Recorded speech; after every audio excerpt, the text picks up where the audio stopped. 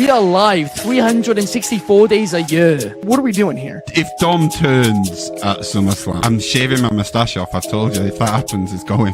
My lip is cold because of a stupid bet that I made with YouTube. Oh, good. Wrestle's better than Daniel Bryan Daniels. Better than Okada. How do you not get 50 after Monday Night Raw? What is up, wrestling fans? Good evening from Swansea. This Sunday, AEW, New Japan, CMLL, and Stardom are all getting together for AEW Forbidden Door 2025 in the O2 Arena in London, England. I'm going to be in attendance. I'm going to be covering the event, and I have to say I am absolutely hyped for it, and we are going to get into all of it and more today. But before we do, I have to introduce the panel to do it with me. And let's kick things off with Shard Talks Scraps. How are you, Shard? What's going on, Ben? It's your boy Shard Talks Graps, and we are back. Man, it's Friday. I'm so excited for this, man. Forbidden Door weekend. Y'all see that door over there? It might be a little forbidden over there, but let's start it, man. Let's get into it, man. I love to see pro wrestling on the weekend. I feel like we ain't have some in a little bit, so. Absolutely. It is going to be fun. I am excited. My excitement actually, genuinely, I didn't think it was possible to be this excited coming out of somebody's biggest show of the year. I mean, usually after that, after the biggest show, things kind of quiet down for a couple of months. Not this time. It is going to be absolutely incredible. Hooper on top saying, are you going to Forbidden Door? Yes, I will be. But also joining us today, we have Ant University. How are you, Ant U? Hey, what's going on there, man? I hope everybody's having a great Friday, man. We made it through another week. We've had a great week of wrestling. This is my second show in a row doing it with the great Shard Talks Raps, and man, we're gonna do our predictions. I'm gonna be 100% right. I don't know what these guys are gonna be, but I'm gonna be 100% right. Fighting talk. But before we get into it, I have to shout out today's sponsor, because today's sponsor is Wrestle Raffles. Wrestle Raffles is now live. Check their website out to have the chance of winning insane prizes for a lot less. Basically, you buy a ticket, you get a chance to win a big prize, right? Such as some of their prizes are an autographed Roman Reigns championship belt, an autographed Bray Wyatt figure, random wrestling t-shirts, random wrestling figures. It is fantastic. They do mystery boxes as well. You can enter for different ticket prices. And yeah, basically it's a raffle. You guys know what that is, but it is really, really good. A lot of great guys over there. It is open to UK residents aged 18 and over. Full terms for each prize explained on the Wrestle Raffles website. Always play responsibly. This promotion is in no way affiliated with YouTube or anything like that. It is us here who are sponsoring that. But now it is time to get on and talk about AEW Forbidden Door, because guys, we were just talking about it on Instagram Live. It is stacked from top to bottom, and let's kick things off with a match which actually you guys were saying over on TikTok Live could steal the show. Toni Storm Athena, the AEW Women's Championship. Shard, could we see a new champion? Man, if you want to talk about potentially one of the biggest threats to Toni Storm's title reign, it is one that is opening the door at Forbidden Door. It is the fallen goddess Athena. Athena coming off of a just still continuing a dominant reign as the Ring of Honor Women's Champion. Nothing short but amazing as a pro wrestler. Just one of the best professional wrestlers in that company, in the entire world of pro wrestling. Say that to say this. After this past week, I think it isn't coming just yet, though.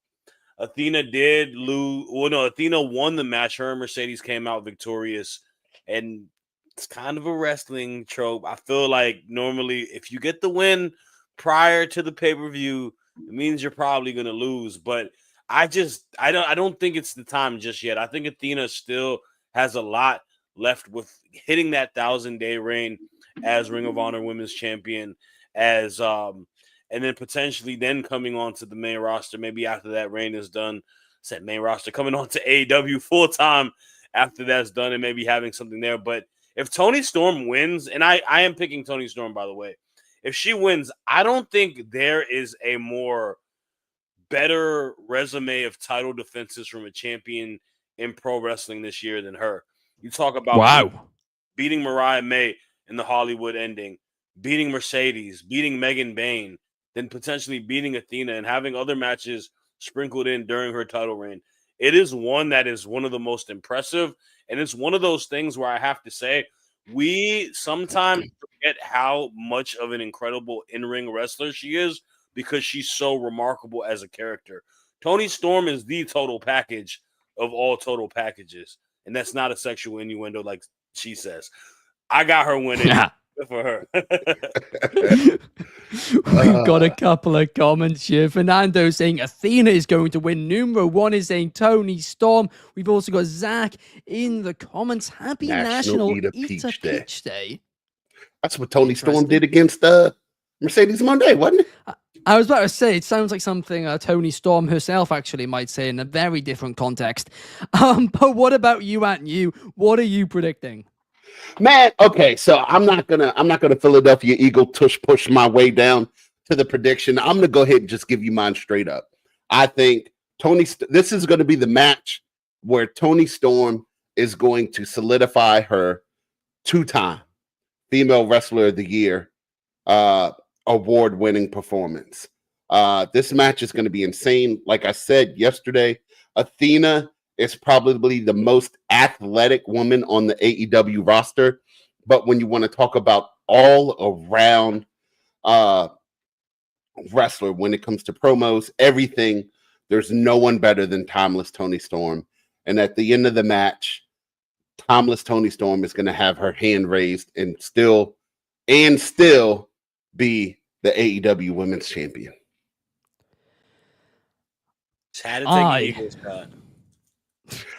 Dog, you had to wear that hat. Like, I can't believe you're going to disrespect us and wear it. You know what? Wait a second. I wore a hat yesterday. No. I wore Things are escalating. Yesterday. Oh, there you go. Okay. There you go. All right, now we back. There you go. We're all just supporting sports teams today. I've got the Arsenal badge out. But I do think Athena is going to win. Ooh. At All Out. I think tomorrow Toni Storm is going to win. Then at All Out, we are going to get title versus title. Ring of Honor Women's Championship, AEW Women's Championship. And that is when Toni Storm will lose. Athena's reign will continue with both belts. And then she will eventually lose both of them, ending that Ring of Honor title reign as well. I feel like we need something big to end that. I don't feel like she can lose... just lose the AEW Women's Championship shot and then end up losing that. That just seems a bit anticlimactic. I don't hate that. I think that would be a good booking way to get around that. But okay, so we got Toni. So we all got Toni. Yeah. I mean, if that's going Toni, if that's the case, then it's going to have to be a not clean win for Toni. There's going to have to be something that happens in order to get there. So with that being said, do we see Mercedes come down and no, I don't think so. I reckon what it's going to be is I think Toni Storm is going to win, but it's just me quite lucky. And then she's like, can I get another title shot? And AEW are like, not Toni Storm, because Toni Storm's a face, but AEW themselves are like, no, you had your chance and you lost. So Athena says, okay, well, I'll put this title on the line as long as you put that title on the line. And then that's how they get to that rematch All Out in just over a month's time. Yeah. I don't hate it. I don't hate it at all. But up next, let's move on and let's talk about the TNT Championship. Kyle Fletcher defending against one of my favorites, Hiromu Takahashi. I am ridiculously excited for this. There's so many matches on this card which could steal the show. This could well be one of them. But Shard, I do think the result is quite predictable, isn't it? Yeah, this is one of those cases where I think you are getting yourself a very popular, good name from New Japan to just get on the card. But it's the prototype. Kyle Fletcher will win. I'm excited to see the match too. I think Takahashi's very entertaining, very talented, but it's Kyle Fletcher. I thought they called him the Proto Star. I thought they called him the Proto Star. That is true. They do. That is the Proto name. Star or Prototype. It is Proto Star. Proto Star, yeah. And he's both of those. He's the prototype and proto star in my eyes. Honestly, this guy is everything right about professional wrestling. He's young, a lot of potential. I mean, already this guy would be one of the top stars in any company. But I reckon this is going to be another banger for him. And I also do predict he is going to retain. But what about you, Aunt You? Nah, man, 100% agree with both of y'all. We're going 3 for 3 on this one. Proto Star, Kyle Fletcher is definitely getting the win here. It's going to be a great match, but yeah, there's no way he's losing it. I think Kyle Fletcher is someone who is going to transcend after this show is done too, with Ospreay potentially being out on the shelf and Swerve. I think he has an open opportunity to be one of the main guys, like y'all mentioned, on that roster and rise to the occasion.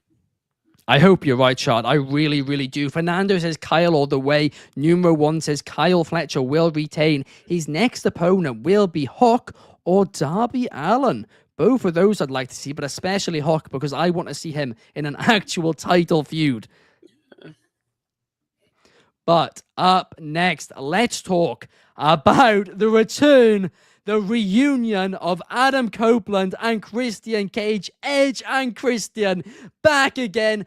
First time in 20-something years, they've teamed up on a pay-per-view. First time in 13 or 14 years that they've even teamed up on television. This is going to be a big deal. Now, of course, originally it was going to be Kip Sabian and Nick Wayne, but now the artist formerly known as Killswitch, I believe now known as Luchasaurus once again, will be filling in for him due to Nick Wayne having a broken foot. But Aunt You, will that matter anyway? No, man, you can't. For a show this big, you can't put two guys back together like that and have them take the loss. Yeah. Luchasaurus coming back is really cool, and I think Luchasaurus is going to look extremely dominant in this match, the way he did the other night on Dynamite, choke slamming both of them. But in the end, I mean, we're gonna see an Unprettier, we're gonna see a Spear, and it's just like, I mean, the nostalgia is gonna flow through us. Everybody who got to watch Edge and Christian back on WWE, man, we're gonna have so much fun watching this match. I'm excited. I'm excited for this one.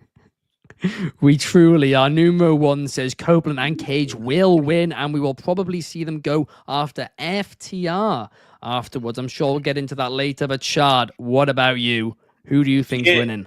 Yeah, I mean, I am excited to see Edge and Christian, Cope and Cage returning back together. I think it definitely is what I've been wanting since Cope has come into AEW and spoke about it. But yeah, there's 3 things certain in life. Death, taxes, and Kip Sabian taking a pin on Sunday. I got Cope and Cage.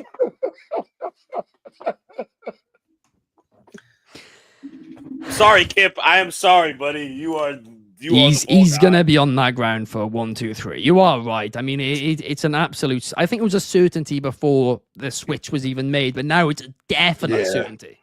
Yeah, well, I don't know. Maybe, I mean, Christian pinning Nick Wayne could have been a good way to end their little storyline against each other. Maybe. But yeah, no, maybe that's what they could have done there. Luchasaurus does not need to get pinned in this match. It's definitely for Kip. Sorry, Kip. Fernando says Cope and Christian will win in a close match. Yeah. I am of agreement there. But up next, let's talk about the Tag Team Championships. You just mentioned it in the comments, but the Hurt Syndicate will be defending the titles against FTR and Brodito. Another match which has a lot of potential, and a match which, like I predicted the other day, I think FTR will be the ones to win. What about you, Shard?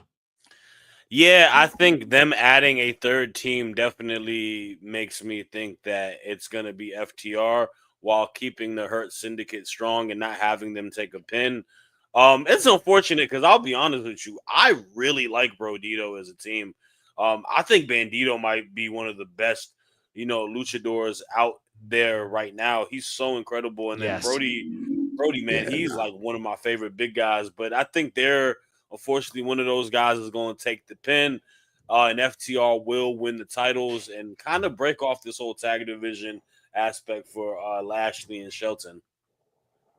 Yeah, I do completely agree with you on that one. But what about you, and you? Do you agree?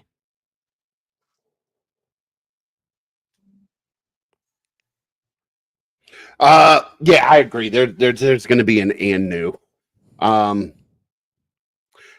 FTR is definitely getting the win. It's going to be a shatter machine and a 1, 2, 3. Lashley's gonna spear everybody. Like they're gonna make Lashley look incredible in this match. They have to. If they're gonna start a singles run with him, he has to look dominant in this. But once again, as tag team champions, the best tag team has to win, and that'll definitely be FTR. So we're all on the same page once again on this. It's a bit of a theme so far on the show. In fact, we're 4 for 4. We've all agreed on 4 in a row, haven't we? Yeah. No, you took Athena. No, I did. I took Athena it all out. Oh, you yeah, you're right. You bamboozled us on that one. But we got Biggs in the comments. Shout out to you. We got Numero 1 saying Hurt Syndicate will retain thanks to Coben Christian screwing over FTR. And Fernando says FTR will win and will then lose to Coben Christian at All Out. We are on the same page there, and I think we all are. Up next, let's talk about the Unified Championship. It was the International, it was the Continental, it is now the Unified. Kazuchika Okada. This has been a hell of a long reign already, but it is a reign which, at least from an in-ring perspective, keeps getting, in my opinion, better and better as it goes on. And I think it will continue to go on because I'm predicting Okada will win. What about you and you? So everything in me wants to say Swerve Strickland will win. But unfortunately, if the reports are true and Swerve has that meniscus tear that he's been wrestling with for a while and he needs to get surgery on it, then I'm predicting Okada walks away and still champion. Yeah, I'm on the same page as you there, that is for sure. But what about you, Shah? Do you agree?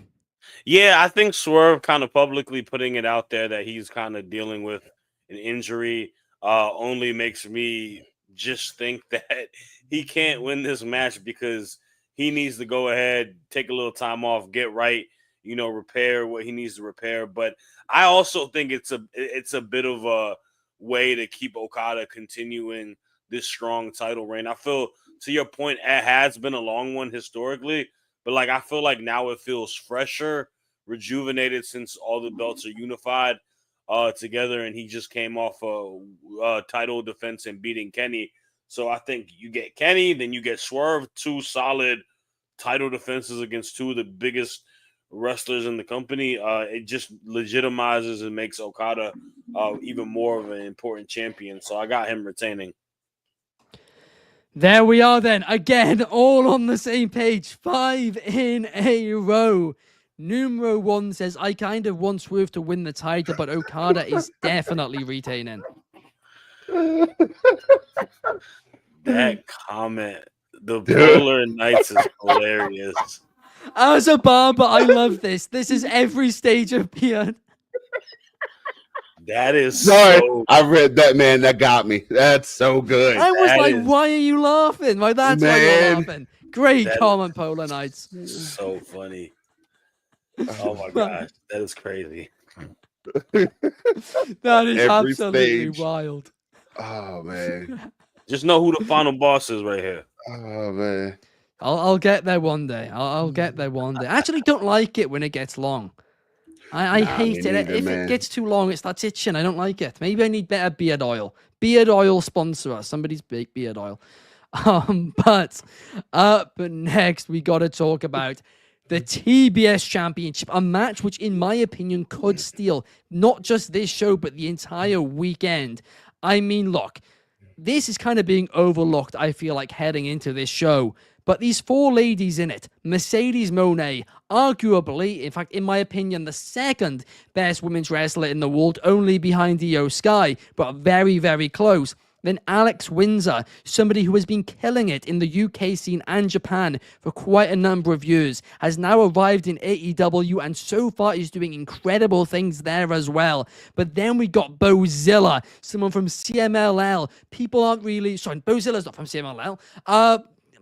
Mixed up the order of them. From Stardom, she's absolutely killing it over there, right? I mean, we were talking before the show. Eventually, her versus Megan Bayne, if we can ever get that. That would be incredible. Then from CMLL, Persephone. Honestly, I haven't seen too much of her, but from what I have seen, very, very impressive. These four ladies together, Forbidden Door, UK crowd, Shard, to me, it seems like a recipe for tremendous success. Yeah, this match is gonna go absolutely crazy. Like you mentioned, all the star players in it. My CEO, the CEO that I acknowledge, the one that I report to work every day, is on a generational run. Y'all know what I've been saying. I got Mercedes Moné over Sasha Banks personally, and she's definitely gonna do what she does. On the other side, you got Persephone from CMLL, super talented young up and coming star. Bozilla from Stardom, just a absolute beast. And then you got who I am going to pick as the winner of this match in her home country, Alex Windsor. I got her defying the odds, making a big time moment, beating Mercedes Moné for that TBS title and establishing a new star, and then gently moving Mercedes into the AEW women's title picture where she can go against eventually Athena, maybe Toni Storm. But I got Alex Windsor for the win. Absolute hell of a call, and a massively bold one as well, I do have to say. So far, we've agreed on every one. I don't think we are agreeing on this one. Fernando doesn't agree either. He says Mercedes will retain. She's not losing the TBS championship until she passes J-Train. That's a good point, actually. Get out my brain, Fernando. Well, on to Aunt U's point. Aunt U, what is your call? Yeah, man. Well, look here, man. Here's the thing, right? Mercedes Moné went one full calendar year without losing on AEW until she just lost to Toni Storm at All In. And you're a buffoon if you think that Mercedes Moné is going to lose two in a row. If you think she's going to lose two PLEs in a row, then I got a bridge to sell you. But nah, man, my pick, the winner and still Mercedes Moné, the belt collector, the boss, the CEO, whatever you want to call her, but you can call her TBS champion after Sunday night. Dang, man. And all these personal jabs at me, bro. A buffoon. Come on, man. No. Just from the start. I didn't call you a buffoon. I see how it is. Look, man, we gotta be a little different here, all right? And I'm a betting man. The betting odds on Windsor are probably high, and I could be a rich man putting my money on her. So maybe Windsor. Oh yeah, dude. DraftKings sponsor us, and maybe we can promote that in the future. Yeah, but it's definitely plus 235. Definitely plus 235, man. Maybe more, to be honest. I mean, the only real way I can see Windsor winning is because it's in the UK. But even then, I mean, why? Oh, or not? No, do you know what? You might be right, Shard, mightn't you? Because remember what Clark predicted? That Moné was going to be the one to beat Storm, and she was going to lose the title first. Athena. And if it's in a four-way, it protects Moné so she doesn't have to take the pin. You know what? Maybe you're not a buffoon. Maybe this could happen. Nah, Mercedes ain't losing Mercedes is not losing on 2 PLEs in a row. I wouldn't think She so. never Would you? lost on a PLE because those exist out in that other company that sold to ESPN. You're right. She's still not losing 2 pay-per-views in a row. She is. Look, my prediction very simply is Mercedes Moné. I'm not going against that, but Shard, I do think your prediction has a bit of merit. Although, again, I like the shout from Fernando. I don't think she's losing it until she passes Jade. I think they want to get Jade out of the history books. Persephone's taking the pin from somebody. That's all I know. From Bozilla? Could be Bozilla. Could be Bozilla takes the pin. That'd be they don't. Stardom ain't gonna let them do that. Will CMLL let them do that?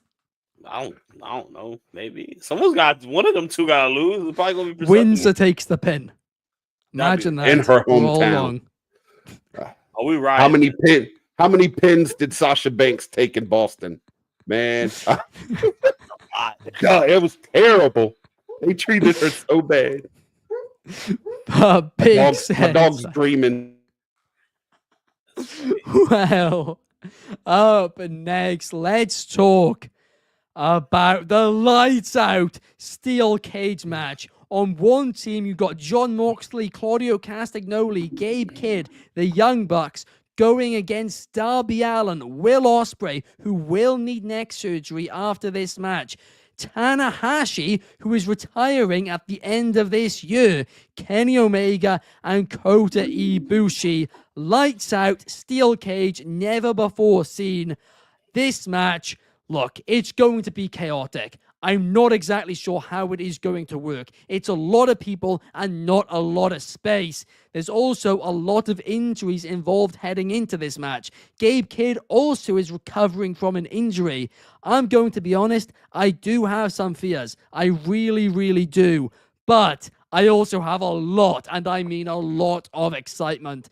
This match could be the craziest thing we see in wrestling in 2025. And I do reckon the Death Riders are going to take another loss because I reckon Ospreay, Allin, Tanahashi, Omega, and Ibushi will get the win and will go on to All Out Jon Moxley, Darby Allin. And I can see you disagree. What is your take? Darby Allin is the Cody Rhodes of AEW for me. There's not too many people that I despise as much as Darby Allin. Darby Allin is a less talented Spike Dudley. I've said it before. I'll say it again. I will never, ever, ever root for a team that Darby Allin's on. So my pick is Team Death Riders. Let's go Mox. Wow. I think you might be the only person in history to root for the Death Riders. That might be one of the worst statements you ever said. A less talented Spike Dudley? Yeah. He's literally like the second coming of Jeff Hardy. That is also a wild call. No. It's one extreme to the other right now on this panel. Less talented Spike Dudley. Darby is a great worker. He's great. He might. Okay, maybe next Spike coming Dudley Jeff was Hardy a great worker. Extreme. He's a great worker. I say this, Biggs agrees. Biggs agrees. Flipping heck. No disrespect to Spike Dudley. They both take unnecessary bumps, and Darby Allin just looks to hurt himself. If Darby Allin's not doing something to hurt himself, he doesn't feel it was a good match. I saw him in Austin live, man. That kid can work, man. He can wrestle. He can work. There's no doubt about that. Now, does he take unsafe bumps? Yes, he takes a lot of them. Is his back going to be in a bad way in a few years? Absolutely. But can he wrestle? Yes. Rhodes. Pardon? He's more likable than Cody Rhodes as a wrestler. Really? He got face paint. Cody's got a neck tattoo. Same thing. Look, man, that man jumped. Might as well have a lower back tattoo, dog. Relax. Yo, he did. Yo, that man has my respect for Sting's retirement match. He did a swanton into that glass table, bro. Like he did it for the love of the game. There was no reason to do it. It didn't help the match. For the love of the game. For the love of the game. He does the same thing that Shane McMahon did. What does being an Eagles fan have to do with any of this? Man, I don't know why Biggs is going at you for being an Eagles. Are you a Commandos fan too, Biggs? Are you from DC? Not even worse. He's a Cowboys fan. Oh, Oh. can I shadow ban this guy from the comments? Dez will love him. Yeah, go watch the show with Dez, Biggs. But what about you, Shad? What is your prediction here? Look, man, this is the injured reserve team. I'm not gonna lie to you. You do have Darby Allin, who, like y'all mentioned, he probably had some sort of vertebrae issue. Kenny Omega is coming back from a serious health scare. You got Ibushi, who's coming off another serious health scare and major injuries. And then you got Tanahashi, who walks down the ring like a penguin. Like, his knees just don't move like they do anymore. And Ospreay letting us know that, he's got a major neck injury. And through all of that, through all of those injuries, I feel like the superheroes are going to come and win this match because the Death Riders are just hitting the biggest downward trajectory of a faction. This needs to be the loss that needs to get them to this kind of shape up and break up. I'm going to be completely honest with you. I think, once we get the Mox and Darby match maybe as well. But look, man, the team is pretty much in shambles. There's not any sensible direction towards them. Mox could use some time off. Maybe Mox could be a manager for Marina Shafir. I saw the homie Mex say that on one of his reels. And help position her. But it needs to end. And hopefully them losing to the injured reserve can get that direction to happen. But yeah, I got Ospreay and friends with the victory. Well, there we are. Two of us are on the same page going for the faces. Meanwhile, Aunt You is predicting the Death Riders. Up next, the IWGP World Heavyweight Championship, Zack Sabre Jr., my favorite wrestler in the world, will be taking on Nigel McGuinness, one of my favorites of all time. The fact that I get to be in attendance for that, I mean, look at the grin on my face. I am hyped for it. I really, really am. It's going to be a technical just masterpiece. I do think it's going to be a little bit of an exhibition, right? I don't think it's going to be the dream match it once could have been, but I think it's going to be a really, really fun 7 to 10 minute match, and I am looking forward to it. I am going to be sat, and I am going to be just loving it all. Zack Sabre Jr. is going to retain. It feels obvious to me, Shard. Oh, yeah, without a doubt. I don't see a way he loses the IWGP title to someone who, at this point is obviously more of a spectacle than an active wrestler. But like you said, I think it would be a nice 10-minute match that they have against each other. I think this match means a lot to, where they're having it out in the UK too, British legends. So I'm excited for it, but I got ZSJ with the win. And I think it's going to mean a lot to ZSJ too, to that point. Like, getting this match, beating Nigel, that's going to mean a lot to him. So, yeah. The other thing as well to remember is this isn't Wembley. This is the O2 Arena. This is going to be significantly louder than Wembley was because obviously there's a roof, right? It's the same place Money in the Bank was at.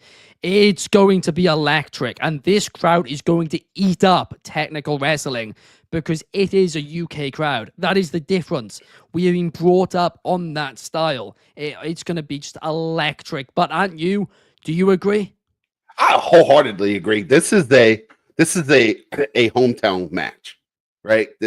May start the show, maybe third, something just to like get that crowd pumped. And you know what I mean? Like, the people in the O2 are just going to lose their mind. But yeah, I agree with everything. Might be the loudest match of the night because I can see you hooligans over there starting your chants and just get going, the blood flowing, the beers pouring. You guys are going to have a great time at this, man. They need to start selling the scarves. Zack Sabre Jr., Nigel McGuinness scarves. So you guys can just be the They'd hooligans sell you out. want to be. They sell out in seconds. I got Zack Sabre Jr. winning this one also. It's going to be a good win for him, and it's going to be the funnest match of the night. No doubt about it. And there's a lot of fun on this card as well. So there we have it. Another one we agree on. Now it's time for the main event. Hangman Adam Page defending the AEW Championship against MJF, a longtime rival of his. And this match, well, it's been teased for quite a number of months now. Now, it's really interesting because going into this match, MJF originally cashed in his contract. He has since, via threatening to burn somebody alive, gotten himself a free title shot instead and has uncashed in. So he still does have that opportunity. And that is what's key in this, because I've got a bold prediction and I'm going to deliver it out of the gates. I think Hangman Adam Page is at first going to win. And I think the second that he wins, the Hurt Syndicate are going to come out, absolutely wreck shop, take out Hangman Adam Page, and at that point, they are going to cash in for MJF. They are back with him. MJF wins 1, 2, 3. Everybody is shocked. I don't know if they're going to angle it as a ruse of the century like WWE did, or they're going to angle it as MJF didn't even know what was going to happen. I don't know. But I think walking out of tomorrow night, walking out of Forbidden Door, we are going to see a new AEW champion. I am calling it. But Shard, what are you calling? Yeah, I think that's going to happen too. Yeah, what I said yesterday, Shad. Yeah, I think this is what has to happen. Actually, if there is no, feather in the hat to the Hurt Syndicate and MJF storyline, it is going to be a epic failure, and I think that very well could happen. So I'm gonna agree with you. I do think that MJF will lose the match, but he'll come out victorious due to shenanigans by the Hurt Syndicate helping him out and cashing in that thing. I think that is the biggest factor, the fact that he says, I don't have to use this, because it makes you know that, okay, he's going to lose it, but he's going to eventually get that title. And it happening in the same night, I think it would make a lot of sense. And I think it also leads to a future champion that might come out too, and that is Mark Briscoe, because I don't think him and MJF are done with each other. So yeah, I got MJF coming out the end of the match victorious. Wow. Because I don't know if he wins the match, but I mean, that's the thing. I was actually going to put down, and you know what? Maybe I'll literally write Hangman, then MJF. So is that what you're predicting too? Hangman, then MJF. Yeah. Okay, there we are. Yeah.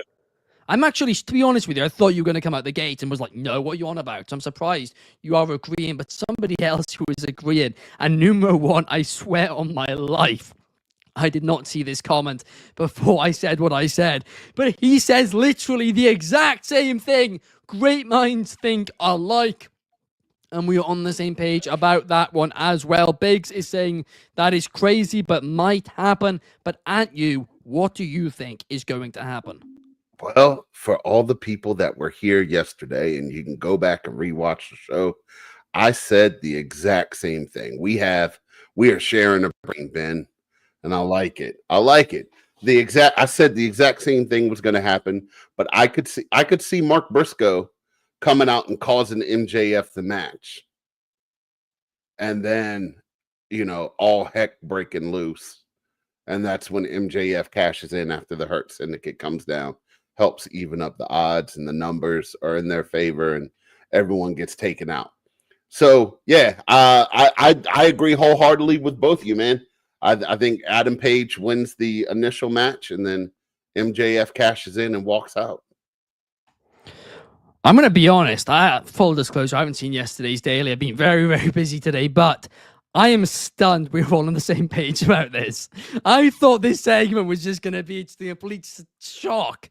But we're all in agreement. It makes too much sense for it not to happen. And honestly, it like I said, it needs to happen. You can't go off of MJF and the Hurt Syndicate just ending like it did on TV.